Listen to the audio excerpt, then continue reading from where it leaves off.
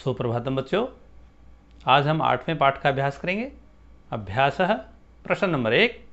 अधोलिखितानां प्रश्नानाम् उत्तराणि संस्कृत भाषया लिखत। नीचे लिखे गए प्रश्नों के उत्तर संस्कृत भाषा में देने हैं। प्रश्न नंबर क। निर्धन जनः कथम वित्तम उपार्जितवान्। निर्धन व्यक्ति ने कैसे धन कमाया।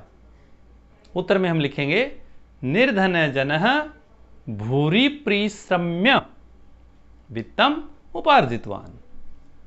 ख का प्रश्न। जनः किमर्थम पदाति गच्छति।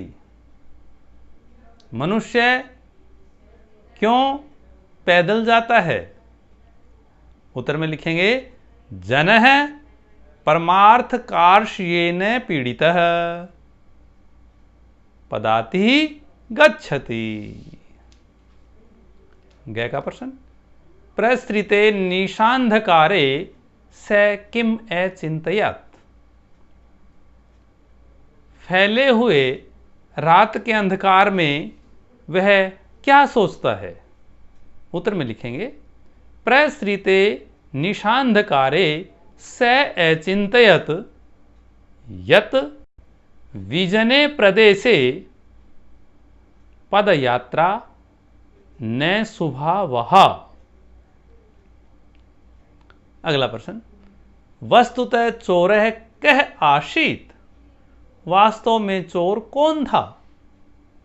उत्तर में लिखेंगे वस्तुतः चोरः आरक्षी आसीत्। अगला प्रश्न। जनस्य क्रंदनम निशम्य आरक्षी किम उक्तवान्। मनुष्य के उस व्यक्ति के रोने को सुनकर आरक्षी क्या बोला। तो उत्तर में लिखेंगे जनस्य क्रंदनम निशम्य आरक्षी उक्तवान् रे दुष्ट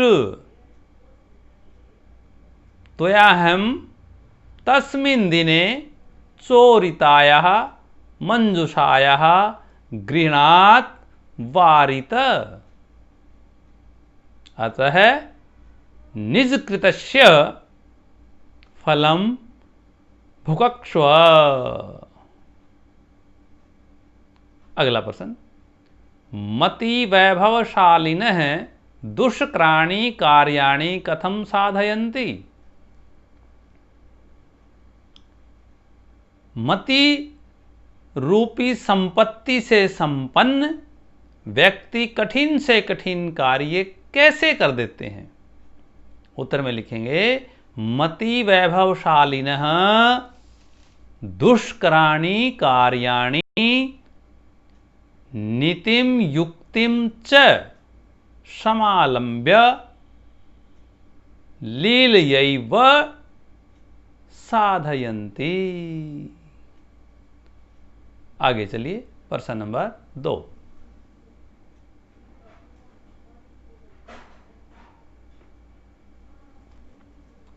रेखांकित पदम आधृत्य प्रश्न निर्माणम कुरुत। रेखांकित पद को आधार मानकर प्रश्न निर्माण कीजिए। क का भाग। पुत्रम दृष्टुम स प्रस्थित। पुत्रम रेखांकित है तो इसकी जगह आएगा कम।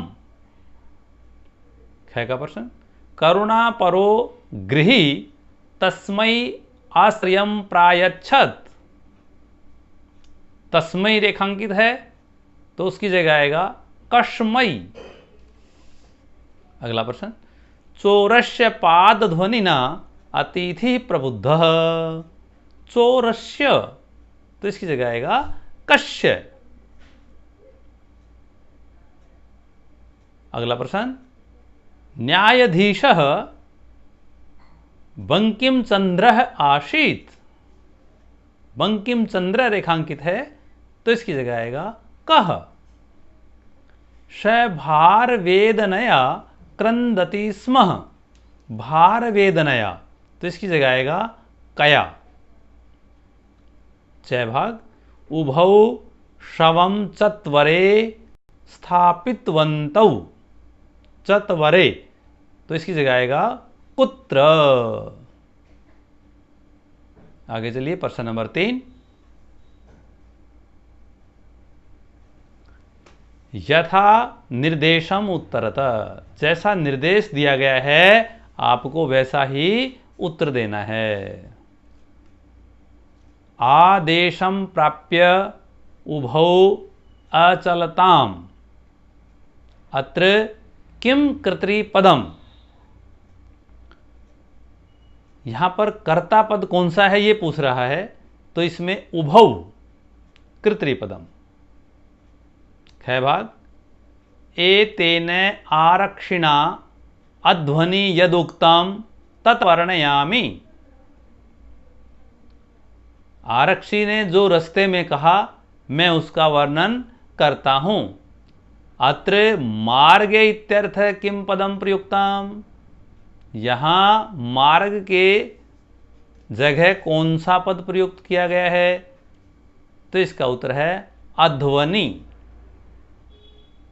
गै भाग करुणा परो गृही तस्मै आश्रयं प्रायच्छत्, अत्र तस्मै इति सर्वनाम पदम कस्मै प्रयुक्तम, तस्मै अतिथये।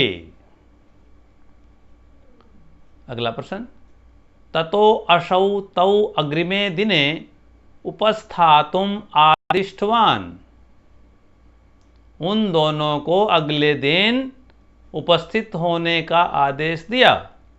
अस्मिन् वाक्ये किम क्रियापदम, अत्र इस वाक्य में क्रियापद क्या है, आदिष्टवान, ये क्रियापद है। दुष्कृण्यपि कर्माणि मति वैभवशालिनः अत्र विशेष्य पदम किम, दुष्कृण्यपि कर्माणि, यहां पर जो विशेष्य पद है वो है कर्माणि। आगे चलिए प्रश्न नंबर 4।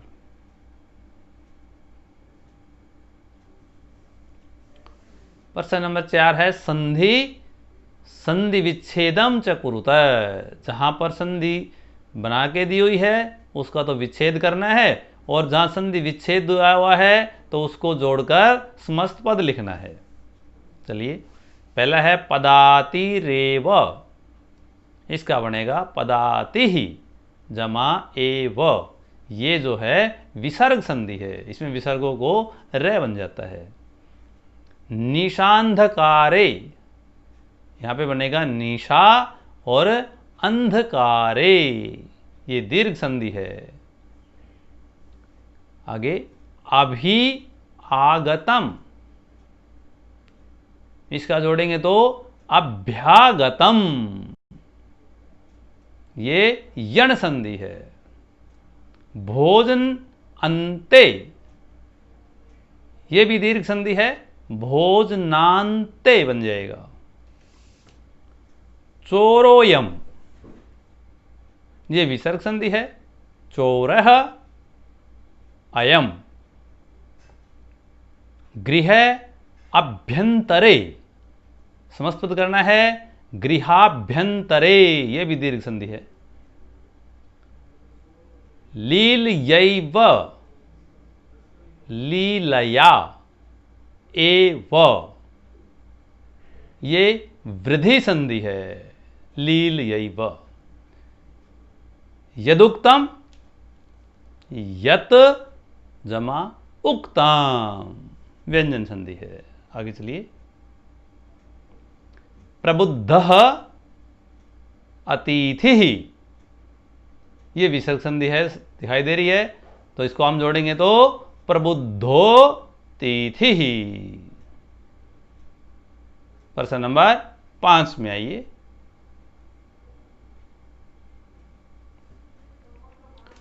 अधोलिखितानि पदानि भिन्न भिन्न प्रत्यांतानि सन्ति, तानि पृथक् कृत्वा निर्दिष्टानां प्रत्यानाम् अधः लिखत। नीचे लिखे गए जो पद हैं वो भिन्न भिन्न प्रत्ययों से जोड़कर बनाए हुए हैं। ये कहता है कि नीचे वो हमने प्रत्यय लिखे हुए हैं, उनको पृथक कृत्वा माने अलग अलग करके यथा निर्दिष्ट प्रत्यय जो जिस प्रत्यय का है उसके नीचे लिखिए। चलिए परिश्रम्य लेप प्रत्यय का है। उपार्जितवान कतवतु प्रत्यय का है। दापयितुम तुमुन प्रत्यय है। प्रस्थितः कता प्रत्यय है। द्रष्टुम तुमुन प्रत्यय। विहाय लेप प्रत्यय। पृष्ठवान कतवतु प्रत्यय। प्रविष्टः कत प्रत्यय। आदाय लेप प्रत्यय। क्रोशितुम तुमुन प्रत्यय। नियुक्तः कत प्रत्यय। नीतवान कतवतु प्रत्यय।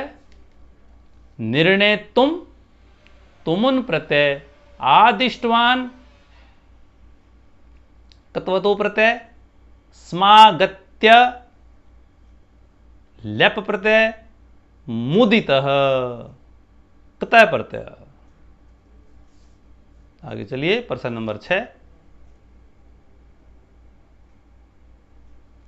अधोलिखितानि वाक्यानि बहुवचने परिवर्तयत। नीचे लिखे जो वाक्य हैं इनको बहुवचन में परिवर्तित करना है। कै स बस यानम विहाय पदातिरेव गंतुम निश्चयं कृतवान। तो स की जगह बहुवचन में आएगा ते। ते बस यानम विहाय पदातिरेव गंतुम निश्चयं कृतवन्तः। ख चोरः ग्रामे नियुक्तः राजपुरुषः आसीत्। इसका बहुवचन में चोरः ग्रामे नियुक्तः राजपुरुषः आसन्। अगला कश्चन चोरः गृहाभ्यन्तरं प्रविष्टः।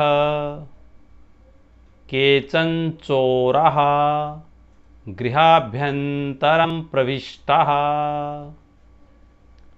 अन्यद्युः तौ न्यायालये स्वस्वपक्षं स्थापितवन्तौ। अन्यद्युः ते न्यायालये स्वस्वपक्षं स्थापितवन्तः। अगले भाग में चलिए आ भाग। कोष्ठकेषु दत्तेषु पदेषु यथा निर्दिष्टां विभक्तिं प्रयुज्य रिक्तस्थानानि पूरयत। यथा निर्दिष्ट विभक्ति लगाकर रिक्त स्थान पूर्ण कीजिए। श रिक्त स्थान है निष्क्रम्य बहिरगच्छत।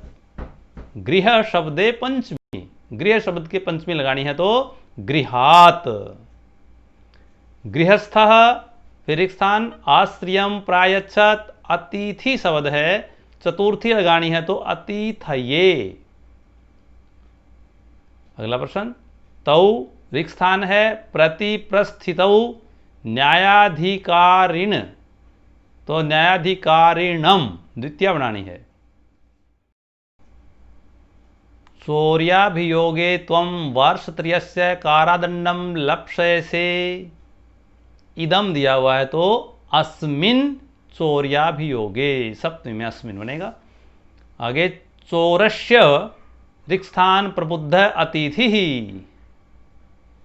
चोरस्य पाद ध्वनि शब्द दिया हुआ है तो पाद ध्वनि ना तृतीया बनाना है। आगे चलिए प्रश्न नंबर 7।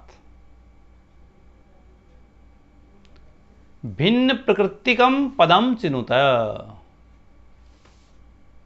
4 पद दिए हुए हैं। इनमें जो भिन्न प्रकृति पद है वो चुनना है हमें। पहला देखिए विचित्रा शुभावहा शंकया मंजुषा। तो इसमें जो शंकया जो शब्द है वो भिन्न प्रकृति है। अगला कश्चन किंचित त्वरितम यदुक्तम। तो इसमें त्वरितम जो है वो भिन्न प्रकृति है त्वरितम। अगला पुत्रः तनयः, व्याकुलः, तनुजः। तो इसमें व्याकुलः जो है वो भिन्न प्रकृति है।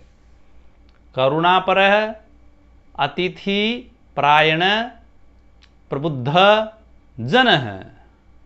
तो इसमें जनः जो शब्द है वो भिन्न प्रकृति है। धन्यवाद।